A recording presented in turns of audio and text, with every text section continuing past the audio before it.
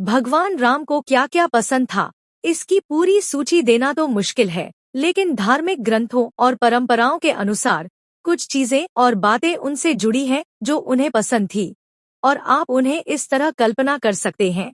खाने की चीजें। बेर।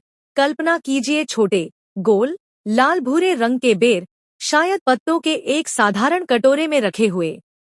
यह शबरी द्वारा राम को भक्ति से फल अर्पित करने की कहानी से जुड़ा है। आम।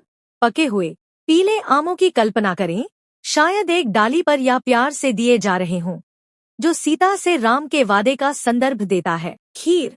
एक मलाईदार, सफेद या थोड़ा पीला रंग का हलवा मिट्टी के बर्तन में, शायद मेवों और इलायची जैसे मसालों से सजा हुआ। सोचें, इसे एक शाही व्यंजन और पसंदीदा माना जाता है। शशकुली जलेबी। सुनहरी, घुमावदार, चाशनी में डूबी हुई मिठाई की कल्पना करें, शायद एक थाली में सजी हुई। कुछ मानते हैं कि राम को यह मिठाई पसंद थी। तुलसी के पत्ते। छोटे, सुगंधित हरे पत्तों की कल्पना करें, जिन्हें अक्सर पूजा के दौरान अलग अलग या छोटे गुच्छों में चढ़ाया जाता है। तुलसी चढ़ाना राम की पूजा में बहुत जरूरी माना जाता है। पनाकम। एक ताज़ा, हल्का भूरा रंग का पेय एक साधारण मिट्टी के प्याले में। सोचें, जो अक्सर गुड़, अदरक और इलायची से बना होता है, खासकर दक्षिण भारत में राम नवमी के दौरान लोकप्रिय। कोसंबरी। भीगी हुई दाल, कसा हुआ नारियल, कटी हुई सब्जियां जैसे खीरा और गाजर, और राई और करी पत्ते से तड़का हुआ एक हल्का और रंगीन सलाद।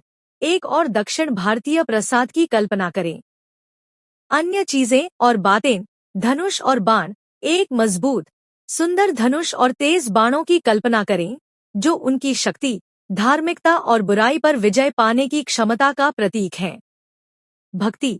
हालांकि यह कोई भौतिक चीज नहीं है, लेकिन एक ऐसे व्यक्ति की कल्पना करें जो हाथ जोड़कर, आंखें बंद करके प्रार्थना कर रहा हो या फूल चढ़ा रहा हो, जो राम के प्रति गहरे प्यार और भक्ति को दर्शाता है। सत्य और धर्म।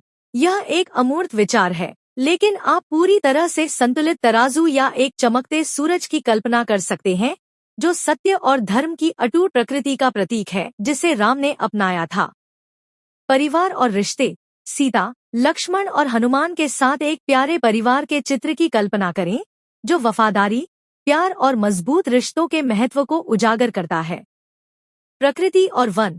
शांत जंगल, बहती नदियां और विभिन्न प्रकार के पेड़ पौधों और जानवरों की कल्पना करें, जो उस वातावरण को दर्शाता है जिसमें राम ने अपना समय बिताया और शायद अपने वनवास के दौरान सराहा। यह याद रखना महत्वपूर्ण है कि ये भगवान राम से जुड़ी कहानियों और परंपराओं के आधार पर प्रतीकात्मक प्रतिनिधित्व हैं।